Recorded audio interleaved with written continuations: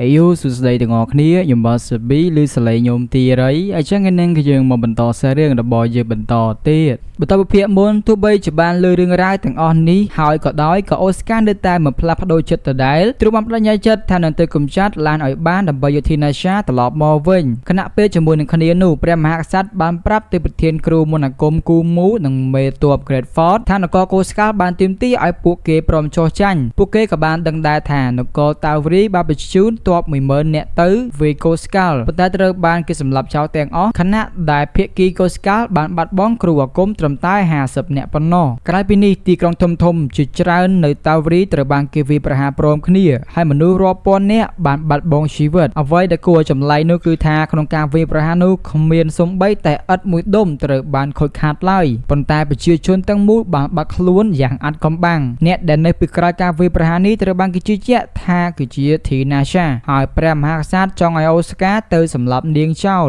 អូស្ការយល់ព្រមតាមតាវរីប៉ុន្តែទ្រង់បដិសេធមិនធ្វើបាបធីណាសាឡើយព្រោះទ្រង់មិនទាន់បានដឹងការពិតទាំងអស់នៅពីក្រោយរង្វើរបស់នាងទេព្រះបិតាខឹងយ៉ាងខ្លាំងហើយព្យាយាមគំរាមកំហែងទ្រង់ប៉ុន្តែអូស្ការនៅតែស្ងប់ចិត្តហើយប្រាប់ទ្រង់ថាបានសម្រេចចិត្តរួចហើយដោយឃើញតែតាំងចិត្តរបស់ទ្រង់ហើយព្រះមហាក្សត្រក៏បានព្រមធ្វើតាមបេះដូងប៉ុន្តែលុះត្រាតែទ្រង់អាចដណ្ដើមរាជពីទ្រង់បានចំណែកឯនៅនគរតាវរីវិញព្រះអង្គម្ចាស់កំពុងតែគិតអំពីការវាយប្រហារនាពេលថ្មីនេះស្រាប់តែធីណាសាបានបង្ហាញខ្លួនភ្លាមហើយប្រាប់ទ្រង់ថាអ្វីនឹងចាប់សពគ្រប់ក្នុងរយៈពេល2សប្តាហ៍ដូច្នេះទ្រង់គួរតែបញ្ជាពេលវាយប្រហារគូស្កាល់សិនទៅរ៉ូសបដិសេធមិនព្រមស្ដាប់ហើយហៅនាងថាជាគ្រូមន្តអាគមជាន់ទាបនាងក៏បានរំលឹកទ្រង់ថាអាកប្បកិរិយារបស់ប្រជាជនរបស់ទ្រង់បែបនេះហើយដែលជាមូលហេតុដែលពួកគេកំពុងតែត្រូវបានគេវាយប្រហារនេះបានប្រមានទ្រង់ម្ដងទៀតមុនពេលចាក់ចេញក្រោយមកនៅនគរកូស្កាល់ឡានបានដឹងថានគរធំទាំង4បានខុបខិតគ្នាប៉ុន្តែគេនិយាយថាគ្មានអ្វីគួរឲ្យព្រួយបារម្ភឬក៏មានន័យឡើយខណៈពេលដែលពួកគេកំពុងតែបង្កើតផែនទីពិភពលោកថ្មីមួយគេនិយាយថាអ្វីអាចទៅរួចក៏ព្រោះតែធីណាសាគេសរសើរថានាងនៅតែជាសិស្សដ៏ល្អឥតខ្ចោះហើយដោយសារតែរឿងនោះនាងថែមទាំងមានកម្លាំងខ្លាំងលើសពីគេទៅទៀតគេក៏បានសន្យាថានឹងការពារនាងក្រោយមកនាងក៏បានប្រាប់គ្រូមន្តអាគមម្នាក់ថាគ្រូមន្តអាគមទាំងអស់នៅទ្វីបនេះគឺជាស្ត្រីព្រោះរាងកាយរបស់បុរសគឺមិនស្ថិតស្ថេរពេលនិយាយអំពីមន្តអាគមហើយសូម្បីតែឡានក៏មិនស្ថិតស្ថេរដូចគ្នានោះពន្យល់អំពីមូលហេតុដែលពេលខ្លះគេអាចមានអាកប្បកិរិយាប្លែកខណៈពេលជាមួយនឹងគ្នានោះអូស្ការកំពុងតែអន្តរសានៅតាវរីព្រោះទ្រង់បាននៅទីនោះអស់រយៈពេល6ថ្ងៃដោយគ្មានវឌ្ឍនភាពអ្វីសោះខណៈពេលនោះផងដែរស៊ីវីជឿថានគរតាវរីនៅតែកំពុងព្យាយាមងើបឡើងវិញអំពីការបរាជ័យដ៏ធ្ងន់ធ្ងរប៉ុន្តែក៏មានប្រទេស4ផ្សេងទៀតដែលស្ដេចឡានអាចនឹងគ្រប់គ្រងបានដែររំពេចនោះអូស្ការក៏បានដឹងថាមានមនុស្សបានចាប់ផ្ដើមបាត់ខ្លួននៅនគរ Faces ដូចគ្នាដែលធ្វើឲ្យទ្រង់មានការព្រួយបារម្ភ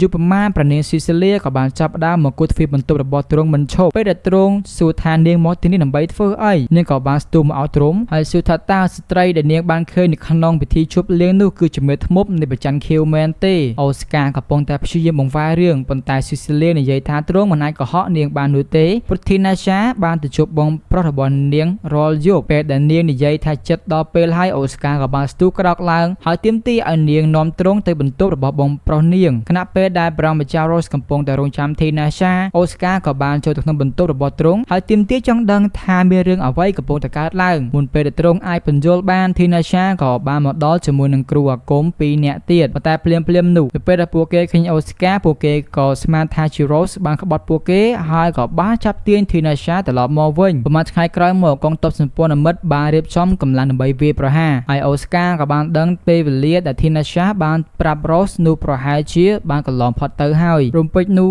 លោករីសាក៏បានមកដល់ជាមួយដំណឹងថាមនុស្សគ្រប់គ្នានៅក្នុងភូមិជិតខាងហាក់ដូចជាបានបាត់ខ្លួនអស់ហើយប៉ុន្តែតាមពិតទៅគឺថាធីណាសាបានដាក់របាំងការពារនៅជុំវិញពួកគេដើម្បីកុំឲ្យគេមើលឃើញនាងក៏បានបង្ហើបឲ្យដឹងដែរថាធីណាសាមិនមានគម្រោងការពារខ្លួនឯងនោះទេដូច្នេះអូស្ការត្រូវតែមានការធ្វើខែលការពារនាងខណៈពេលដែលទ្រង់កំពុងប្រាប់ដំណឹងនេះដល់មេទ័ពផ្សេងទៀតមេគ្រូមន្តអាគមម្នាក់របស់កូស្កាល់បានបង្ហាញខ្លួនហើយបានបញ្ជូនពួកគេទាំងអស់ទៅកន្លែងមួយដែលមានមនុស្សជាច្រើនកំពុងតែរងចាំវាឆ្មក់ពួកគេឡានក៏បានលេចមុខមកផងដែរដែលស្វាគមន៍ពួកគេទៅកាន់ប្រាសាទបុរាណដែលគេធ្លាប់ចាក់ធីណាសាពីមុនបន្ទាប់មកគេបានស្នើឲ្យមានការផ្លាស់ប្ដូរពិភពលោកដើម្បីបញ្ចប់ភាពខូខើដែលបញ្ជាក់ថាអ្នកណាដែលបដិសេធមិនព្រមគោរពតាមនឹង ត្រូវទទួលទណ្ឌកម្មពីព្រះជាម្ចាស់បន្ទាប់មកគេបានហៅធីណាឆាក្នុងឈុតអាពាហ៍ពិពាហ៍ហើយនាងក៏បានមើលទៅភ្ជាប់អាវយ៉ាងខ្លាំងដែលបានឃើញអូស្ការនៅទីនេះនាងបានអង្គុយចុះហើយអនុញ្ញាតឲ្យឡានប្រាក់ធម្មពលរបស់នាងដើម្បីហៅបឹងវេទមន្តទាំង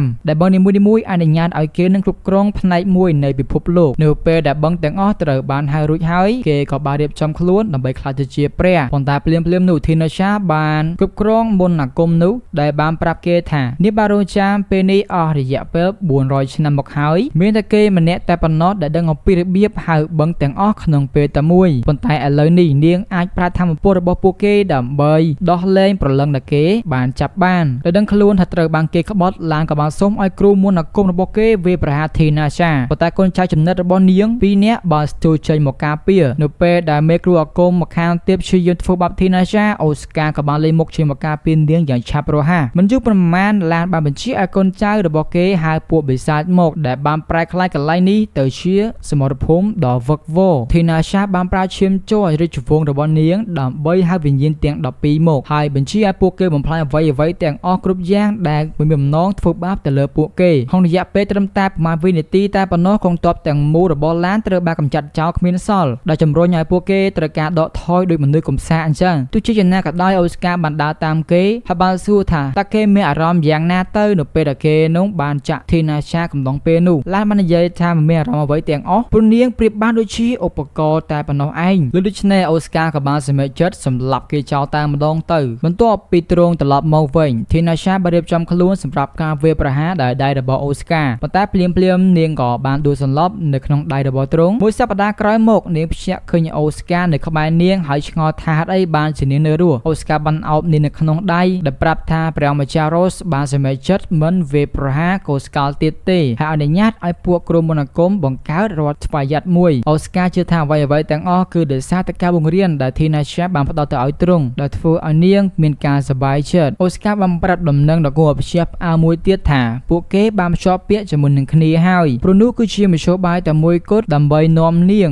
ឲ្យរស់ឡើងវិញពីសមរភូមិមនុស្សមួយចំនួនចង់ឲ្យនាងស្លាប់ប៉ុន្តែនៅពេលដែលពួកគេបានដឹងថានាងអាចចូលរួមជាមួយនឹងពួកគេបានពួកគេក៏ខ្លាចទៅជាមនុស្សលោភលន់ចង់ប្រើអំណាចរបស់នាងហើយអនុញ្ញាតឲ្យនាងរស់ទោះបីជាមានរពាច្បោកច្បល់នៅពេលនឹងក៏ដោយធីណាឆាបានត្រៀមខ្លួនដូចជាស្រេចសម្រាប់គំនិតនេះហើយអរគុណទ្រង់ដែលបានជួយសង្គ្រោះជីវិតរបស់នាងក្រោយមកទៀតធីណាឆាបាននាំគ្រូមន្តអាគមរបស់ Fasces ទៅកាន់រតនាគារថូឌីដើម្បីឲ្យពួកគេអាចនាំយករបស់មានតម្លៃត្រឡប់ទៅប្រទេសរបស់ពួកគេវិញពេលកំពុងរុករកនាងក៏បានឃើញគ្រាប់មូលពណ៌ខៀវស្តៀងនឹងគ្រាប់ដែលធ្លាប់បានធ្លាក់នៅក្នុងដៃរបស់ Milis ហើយសម្រេចចិត្តយកវាទៅប៉មក្រោយមកនាងក៏បានទស្សនាបន្ទាយភាគខាងជើងនៃ Fasces ជាមួយនឹងអូស្ការហើយមេទ័ព Algard បានធានាពួកគេថាអ្វីៗគឺមានស្ថិរភាពនៅទីនេះនៅពេលដែលពួកគេបានឃើញក្មេងៗនៅក្នុងទីធ្លា Algard បានប្រាប់ថាភូមិជិតខាងមួយត្រូវបានវាយប្រហារដោយក្រុមមួយឈ្មោះអ៊ីតូកាលពីមួយឆ្នាំមុនហើយកូនចៅរបស់គាត់បាននាំអ្នករស់រានមានជីវិតមួយចំនួនត្រឡប់មកវិញរួមទាំងក្មេងៗមួយចំនួននិងស្ត្រីម្នាក់ឈ្មោះ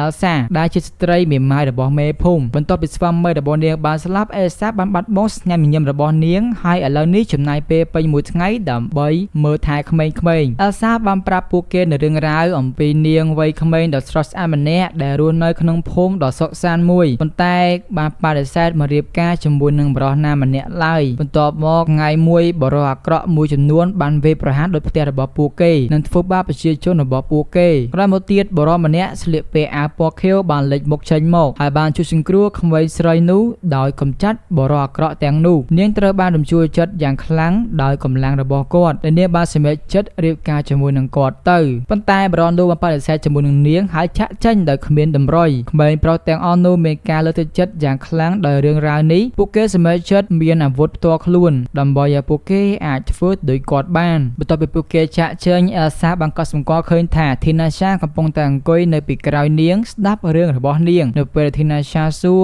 Elsa បានប្រាប់ថារឿងនេះគឺផ្អែកទៅលើព្រឹត្តិការណ៍ពិតហើយក្មេងប្រុសដែលបានជួយសង្គ្រោះក្មេងស្រីនោះគឺជាកូនប្រុសរបស់នាងដែលមកពីអនាគតនៅក្នុងសាររឿងពិតស្ត្រីនោះបានចាប់ខ្លួនហើយក្រោយមកសម្រាប់កូនប្រុសដដែលនោះដែលបន្ទាប់មកទៀតបានត្រឡប់ទៅកាន់រដ្ឋកាលវិញហើយរាំងម្ដាយរបស់គាត់មិនឲ្យមានរឿងអាក្រក់កើតឡើងក្មេងប្រុសនោះដឹងថាបើគេជួយសង្គ្រោះម្ដាយខ្លួនឯងនោះរូបគេនឹងត្រូវបានរលាយបាត់ពីពិភពលោកនេះព្រោះអនាគតបានផ្លាស់ប្ដូរប៉ុន្តែជាដឹងដូច្នេះ ហើយក៏ដោយក៏គេនៅតែសម្រេចចិត្តធ្វើវាដដែលអែលសាក៏បានសួរទៅកាន់ធីណាសាបើនាងវិញតើនាងនឹងធ្វើដូចក្មេងប្រុសនោះដែរឬទេធីណាសាបានឆ្លើយថានាងនឹងមិនផ្លាស់ប្ដូរដីតកាឡើយក្រោយមកអូស្ការនិងធីណាសាត្រូវបង្ខំចិត្តនៅបន្ទប់តែមួយដើម្បីជៀសវាងភាពឆ្កំឆ្គងធីណាសាក៏បានបែររូបរាងខ្លួនឯងទៅជាឆ្មាមួយក្បាលយប់នោះនាងសត្វតែចាប់ផ្ដើមបញ្ចេញចម្លែងចម្លែកពេលអូស្ការភ្ញាក់ឡើងនាងក៏បានបញ្យល់ថាមាននរណាម្នាក់កំពុងតែបញ្ចេញមន្តអាគមដែលធ្វើឲ្យដតី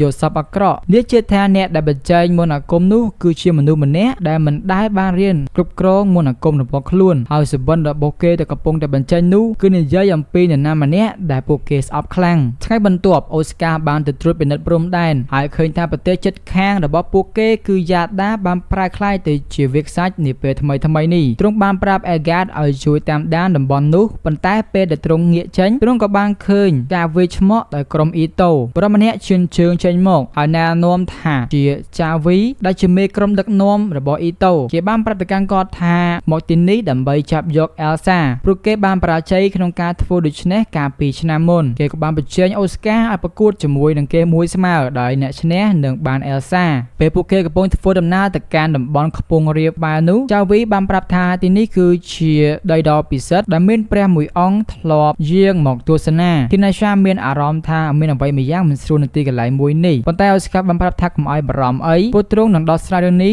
បានយ៉ាងងាយស្រួលភ្លាមអែលសាបានបង្ហាញខ្លួនហើយមានការភ័យខ្លាចភ្លាមផងដែរនៅពេលដែលឃើញបរិសដែលបានសម្លាប់ប្តីរបស់នាងមិនយូរប៉ុន្មានការប្រកួតក៏បានចាប់ផ្ដើមហើយក្នុងរយៈពេលតែប្រហែលនាទីតែប៉ុណ្ណោះអូស្ការបានប្រាប់ថាមពលរបស់ទ្រង់កាត់ដៃរបស់ចាវីបានយ៉ាងងាយបន្ទាប់ពីការប្រកួតចប់ចាវីអង្គុយនៅទីនោះដោយឈាមហូរលហាមរហូតដល់អែលសារត់មកជួយគេភ្លាមអូស្ការសមធីណាសានឹងភ្ជាប់ដៃរបស់គេឡើងវិញប៉ុន្តែនាងនិយាយថាអត់ទេហើយគាត់ទៅជួយបញ្ឈប់ការហូរឈាមតែប៉ុណ្ណោះភ្លាមជាប់ជាមួយបាល់ឡំពតអេសានិងចាវីហើយធីណាសាក៏បានបញ្ជូនខ្លួនគ្រប់គ្នាចេញពីទីនោះបានយ៉ាងឆាប់រហ័សហើយយើងจะមើលភាពបន្តទៀតថាវានឹងទៅជាយ៉ាងណាអរគុណច្រើនអ្នកទាំងអស់គ្នាជួបគ្នានៅវីដេអូក្រោយពីខ្ញុំបាទសិត3 Pro ស្មោះ